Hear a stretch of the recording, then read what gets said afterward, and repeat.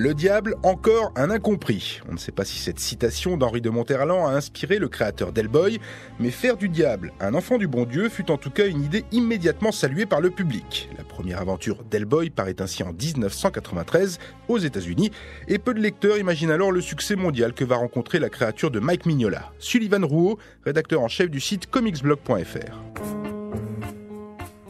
Comme son nom l'indique, Hellboy, c'est le fils de l'enfer. Hellboy est publié par Dark Horse Comics en août 93, à l'époque où les comics indépendants deviennent un pan majeur de l'industrie, où les grands auteurs désertent Marvel et DC pour des questions de droits, où ils perdent les droits sur les personnages, où les premières adaptations cinématographiques pointent le bout de leur nez, et où les créateurs comprennent pas pourquoi ils touchent rien sur l'industrie du cinéma.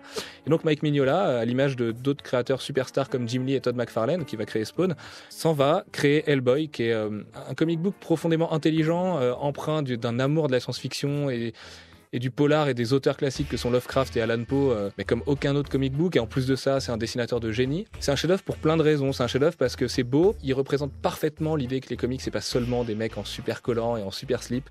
Il y a quelque chose d'héroïque chez lui, de valeureux. Et là, c'est pareil. Hellboy, c'est un comic book définitivement à part, mais c'est définitivement un chef-d'œuvre surtout. Héros torturé de par sa nature contradictoire, Hellboy est né d'un père démon et d'une mère humaine, ce qui ne l'empêchera pas de passer dans le camp de la bannière étoilée. De ses origines démoniaques, Hellboy a conservé une peau rouge, une main droite faite de pierre, des cornes qu'il lime régulièrement, des sabots également, un démon angélique qui combat les forces maléfiques au sein du BPRD, le Bureau de recherche paranormale de la défense, et les menaces sont légion, le bonhomme attachant et enflammé. L'époque des super-héros modèles semble décidément bien révolue. Daniel Andreev, journaliste et spécialiste de comics.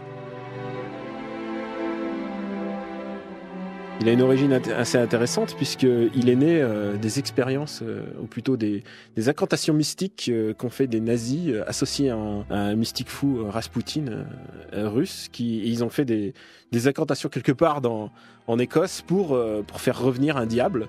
Et malheureusement pour eux, le diable en question, il a basculé dans le camp des gentils puisque c'est les gentils américains qui l'ont récupéré sous leur aile. Donc en fait, quelque part, Hellboy a un point commun avec Son Goku et Goldorak, c'est que c'était quelqu'un qui était envoyé pour notre perte, et finalement, c'est quelqu'un qui va venir nous sauver. Et malgré 2 adaptations réussies, la trilogie Hellboy au cinéma a du plomb dans l'aile.